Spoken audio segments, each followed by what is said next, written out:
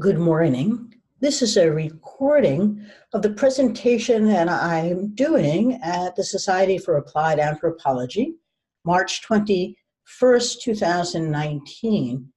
I thought I would record it so that we could share it and I could get kinds of feedback on it that I'm looking for, because I'm very interested in sharing how we apply anthropology to our corporate business, healthcare, nonprofit clients. So let me take us through the presentation, and then we can see the kinds of questions that might develop. First, I would like to introduce myself to the listener or the viewer. I'm a corporate anthropologist. I launched my business in 2002 after 20 years as an executive in financial services and healthcare organizations. I helped them change, whether it was banks going through deregulation, or it was healthcare organizations dealing with managed care, or even a new lay management team.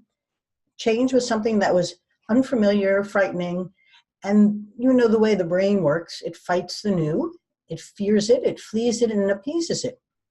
And so we developed an approach that combines a number of different tools and techniques around observational research and the ideas that came out of Claude Levi-Strauss and Mary Douglas, and the whole anthropological framework around how institutions think and how to help them change.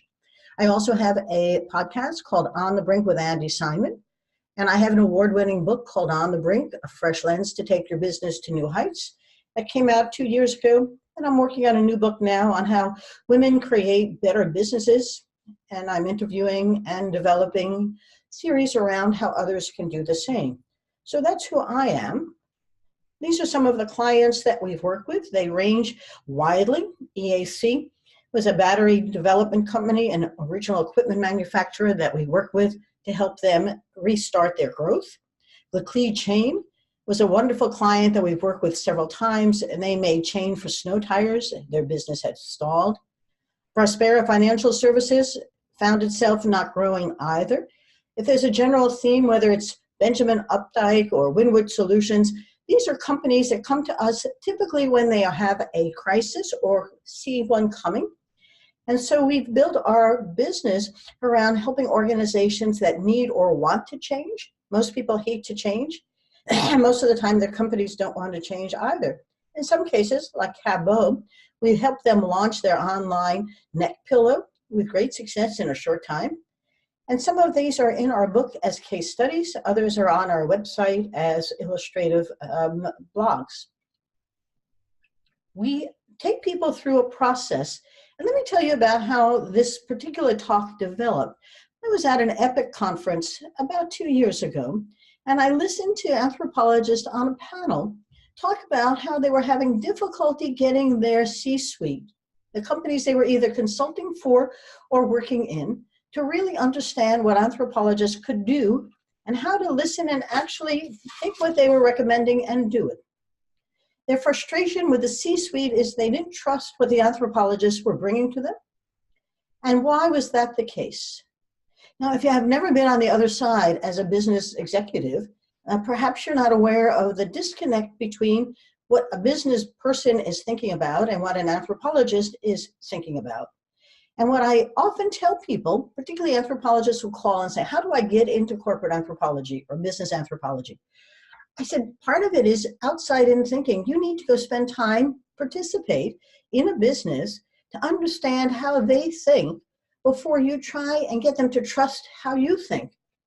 This is really fascinating because that's the essence of what we do. The other person at that conference said something very profound to me. He worked for a bank, and having been an ex-banker, I was fascinated by his observation.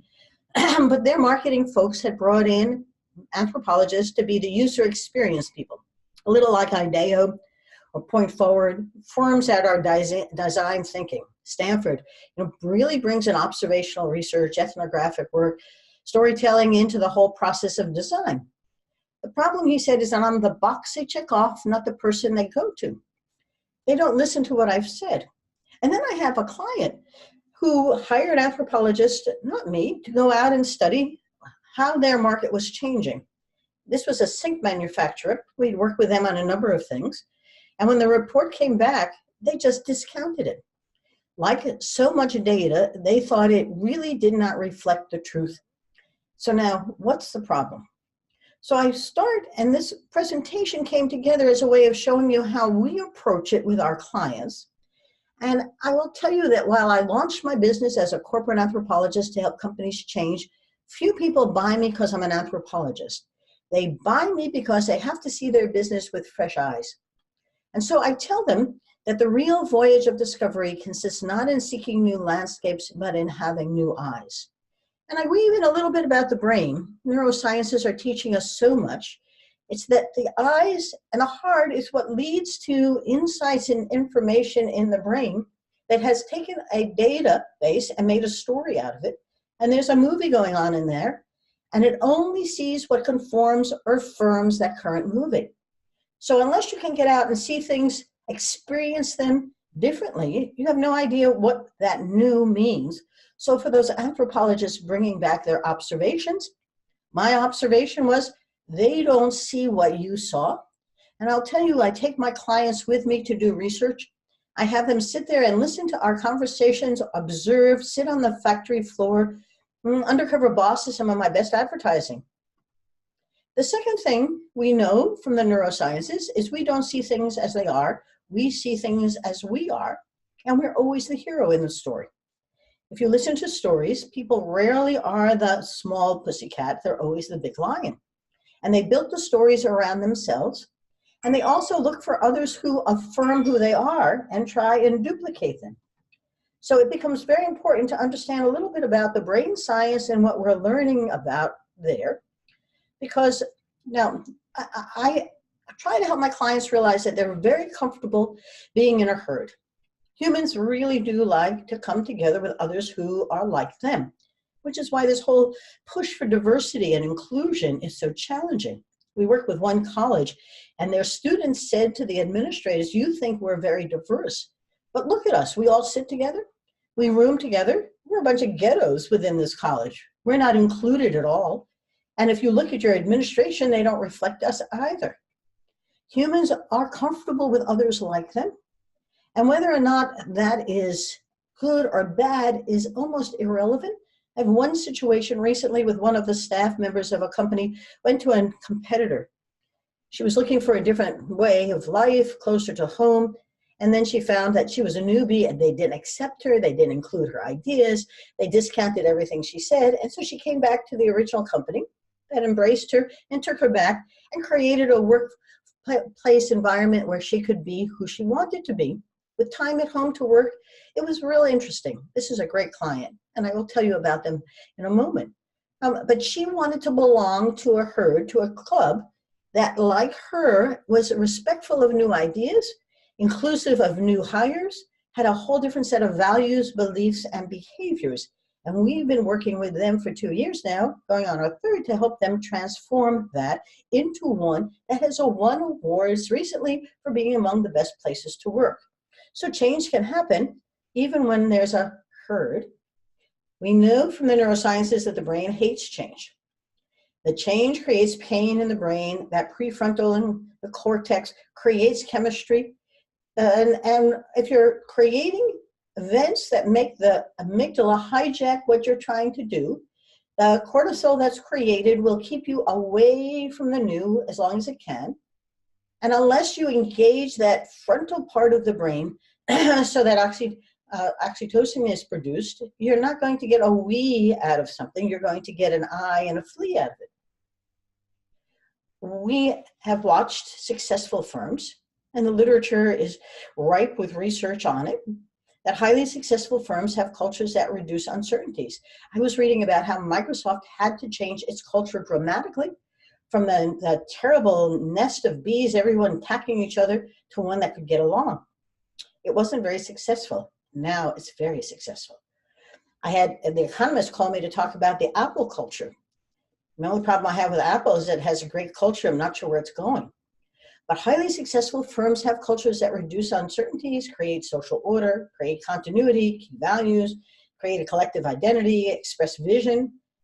And that's all really good, as I tell my clients. But times often are changing, and the wrong culture could take them down the wrong road. And that isn't something they are aware of. And on top of that, and you know the expression, culture eats strategy for lunch or breakfast or everything else, we also have been watching as cultures can really consume all the efforts of leaders to bring a company along for a new environment. We had a prospective client in the trucking industry, and they were having a very difficult time transforming their branch offices into ones that had a centralized back office. Hospitals, they make acquisitions, have a hard time with the local doctors who they acquired, who are pretty independent, had a culture that really didn't believe in the new strategy, even though they took the money and said, thank you. It's all around us. But these values, beliefs, and behaviors as the way we do things are really not happy to change. And as we work with clients around that, we try and get them to realize that if we can create a culture of adaptability, which they are, innovative companies build ones where ideas can be generated, methods for testing them and prototyping them, approaches to engage them. It becomes all about what kind of an organization you're going to have. We worked with a Cleveland clinic recently. They're making acquisitions of many hospitals, and they all want them to be part of the Cleveland clinic culture. The only problem is that the Cleveland clinic culture is going through its own transformation.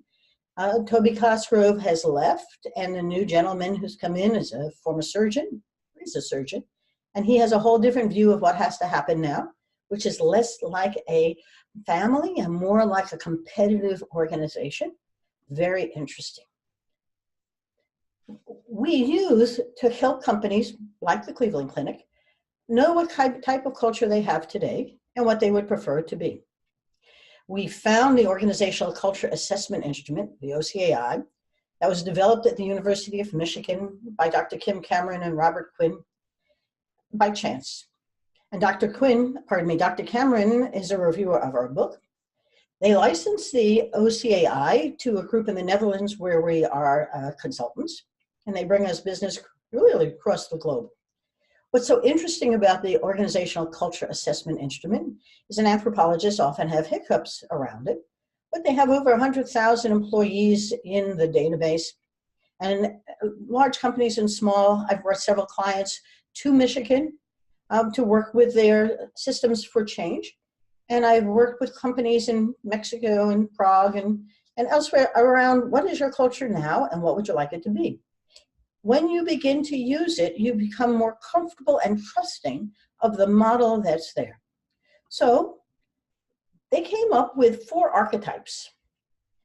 Are they exact? No. But they did a tremendous amount of research. The research has been around for 20 years now. It comes out of the competing values framework from Jeff DeGraw up at Michigan. It's great programs up there. Really insightful about culture, but not done in a particular discipline, but a very interdisciplinary fashion. Before, in short version, the adhocracy is a very creative culture. Let's see, what do I have? A very creative culture. And that creativity is full of vision, empowerment, doing things first, valuing the individual, and really trying to get them to be self-starters and creating the new. The opposite of that is the hierarchical and controlling culture. You can think about this in very simple fashion. Highly regulated banks are very controlling. Very entrepreneurial, simple blockchain are very innovative. There's so much going on today, but the tension between the two is profound. However, my entrepreneurial clients, and I taught entrepreneurship at Washington University in St. Louis as a visiting professor, my entrepreneurial clients know that unless they have the controls, a type A to help control them, and order and processes, they will never get competitively results. So the blue side is the market competitors.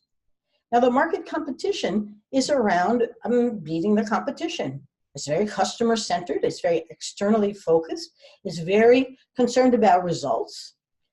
The bottom right, the competitors, I've worked with commodities traders, they made a fortune. but they didn't really do a lot of innovation. And while they followed the rules, they were really most interested in being the first and making the most. Opposite the competitive market is the collaborative clan. The collaborative clan, many of my family firm clients fit in there very nicely. And it's very interesting because what they value are teamwork. The leadership as fathers and mentors. They are very internally focused. And they're very anxious to see how to build better organizations that are very much concerned with, each other. I've had clients where they had different offices, some of which were very competitive and others very collaborative. Those that seem to generate the best results are around the center in different ways. They enable creativity, innovation, prototyping, and empowerment, but they have good processes, controls, and data to manage, and they know what the rules are and how they rule. But they're not driven by the rules. It's not top-down control. It's a balance. The competition is very important. You must worry about what those competitors are doing out there to a degree. And you must also be concerned with the client. Very important. But you need to get along with each other and figure out how to collaborate. When we give the survey to a client, we work on what's simple. There's a lot underneath here, and I can share it with you at another time. But what's important is that we turn it into words that make sense so they can see their own culture today and how they would prefer it to become. So if they want a creative culture, they do new things, they change and test, they innovate, they build a vision, empower, and allow risk. If they're a controlling culture, they do things correctly. They structure workflows, build processes, create reliability, use data and analysis, and let the rules rule. We work with GCC, a cement company in Chihuahua, Mexico, highly controlling, great product, couldn't hire anybody. The new folks wanted a creative culture, not a controlling one. The silos were off-putting. The competing culture, do things fast, compete, deliver results. They're hard driving, customer-centered, outdo the competition. Really important. And the collaborative culture, wow, I'll tell you, family firms are typical, but often there are others just like them, well, which build a sense of family around it. They do things together, build relationships, have a lot of teamwork and engagement. It's very important to make it words that we can understand, stories that I can understand as well. Then we take the OCAI. And the OCAI comes up with a graph. Nothing better than a picture. The now and the preferred. So on this particular one, the clan is pretty much the same. We don't want to get rid of any of our teamwork or caring for each other. The adhocracy, though, goes up 10 points, which is really a catalyst for taking action. We want more creativity. We want more empowerment. We want more vision. Market, it comes up as well, and the hierarchy comes way down. Very interesting transformation. When I worked with one organization that wanted this, they couldn't tell me what those words meant. And I worked with another that had bought 5 companies, all of which look like this, except for the leadership of the acquirer who look completely different. So let me give you a couple of client stories that you can see. The accounting firm we've been working with, I appreciate they let me share their story. I'll take them anonymously. I'm working with several accounting firms, and I spoke at the Inside Public Accounting Conference last year on culture and culture change.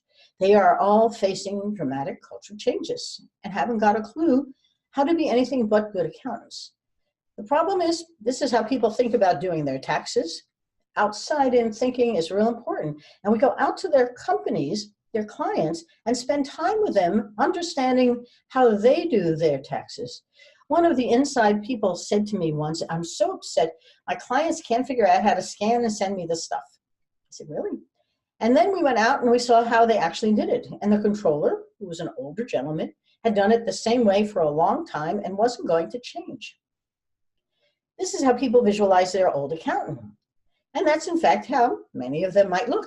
And many of those who attended these conferences where I'm at are very much of a different generation. And whether they're boomers or older Gen Xers, they have a way of doing things that they're comfortable with. But new people, remember, half the workforce are going to be millennials next year. And lots of the businesses are handing down to the next generation. And so, one case study of a real estate firm, very successful, father moved on, let his sons take over, and they immediately wanted a new accountant, a new attorney, a new everything that fit their way of doing things. And they wanted everything to be automated, tax savvy, and different. And then we have H&R Block, who's out there talking about Watson being the new accountant and protecting you with a warranty if they get it wrong, but giving you your tax return as you walk out the door. Lots of pressure coming. The clients are changing. Not only are the generations there, but the clients need to move their books to the cloud. QuickBooks is no longer going to be supported by your own server. You need to move it to the cloud. How do I do that? One interview we did for them, that client said, thank goodness they have a technology consulting arm.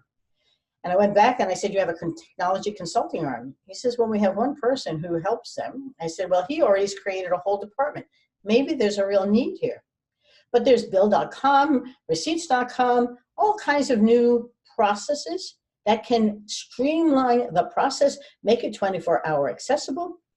In one case, they were really angry because the client wanted them to be available when they were, but they traveled a lot and often were calling at 11 o'clock at night. This way, there was no problem.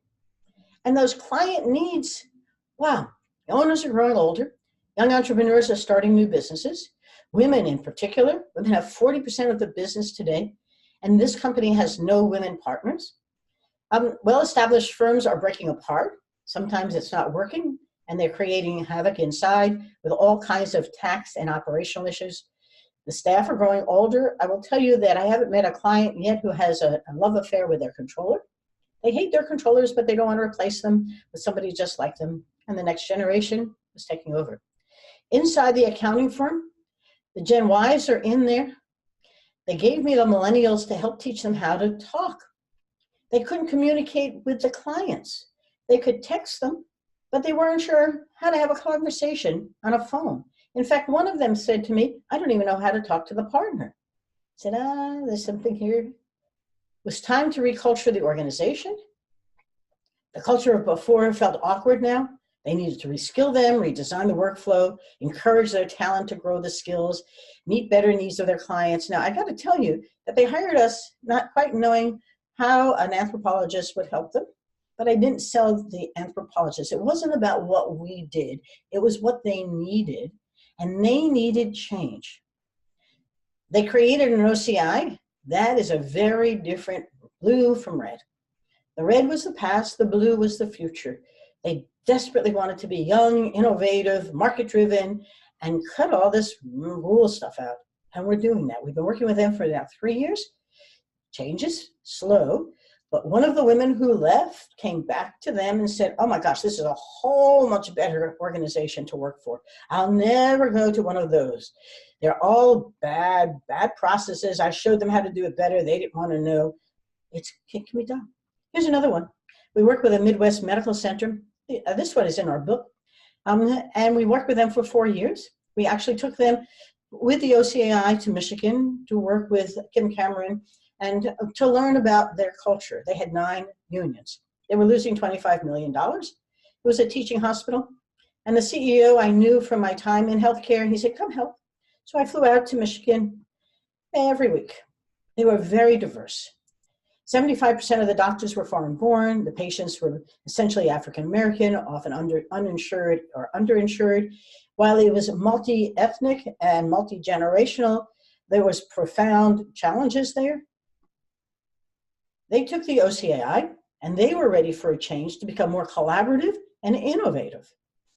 Now, this is a very different graph than the one I showed you for the accounting firm.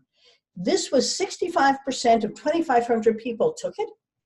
And everybody had their own ideas. Some were much more, but this was a compilation.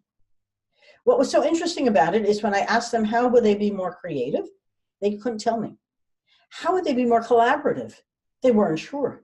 And so now we had to begin to concretize the aspirations into actions that they could do, that they would trust, and that would get them to where they wanted to go. A challenging process. We go back and we tell them why change is so challenging. It's not you.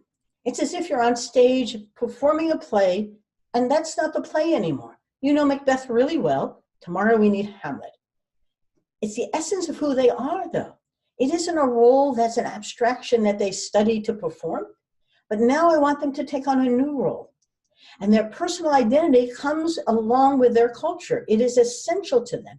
So shifting that and changing it is scary. So we take them through a bit of the neurosciences and a bit of the anthropology about how does a culture change. Part of this is mimicking. You watch others and you mimic them. People mirror each other unconsciously. And so we begin with, I'll change my mind and my behaviors if I see my leaders, colleagues, and staff behaving differently. I have to see it. If not, the words do not mean anything. For that hospital, until I knew what collaboration was, healthcare, the nurses and the housekeeping weren't going to get along to change the beds faster. Until I see it, and I have to see my leaders doing it, my colleagues and my staff, that herd is very powerful. And Mary Douglas thought so 30 years ago. I'll change my mind and my behaviors if I understand what's being asked of me and it makes sense. My brain needs to know what is it they really want to do. And they have this affirmation, this congruence between what they believe and why they have to change. Why matters a lot. We overdo the whys. We also overdo the teaching. We assume they don't have the skills. That hospital didn't know how to be innovative. That accounting firm really didn't know how to let go of the controls. And they really do have a process that's very controlling, even though they want to allow people more time and innovation. Sometimes we work at odds. So people will change their mind and their behaviors if you develop my talent and skills. I don't want to be consciously incompetent. I can learn new ways, help me. And then change the organization. We advise that you don't simply ready, shoot, aim. If I see you changing the organization structure, the way we do things, the rewards and recognitions, and the way we celebrate achievements, I will begin to believe this is an organization that's different from what it was in the past. And it can happen. I work with 8 core principles. I clearly define the change and map it out. We do change mapping, which we develop, but it's backward mapping, making the undesirable really desirable. This is really very challenging. For the accounting firm that I'm working with, they really cater to high net worth individuals and they want to expand. And now they got to think about them differently from their perspective. They don't know how to do that yet. Language, make it simple. Start at the top and work your way down. If I don't see the leadership doing, I will not trust it. Teach the front lines. They're the ones who really can do it. They just need to do it. We've been working on a personal development program once a month with the folks at the accounting firm to help their individuals become better at being more self-starting, capable of doing, and risk-taking. They're accountants. Understand and use your culture to your advantage. Tie changes to strategic and emotional benefits. People buy with the heart and then justify with the head. So it has to tie into where we're going. How does it feel? We encourage the behavior, not just the ideas, and we change it with a formal framework. And we have fun. I hope you've had fun today. It's been a pleasure to put this together for the Society for Applied Anthropology, and I'm anxious to hear your questions.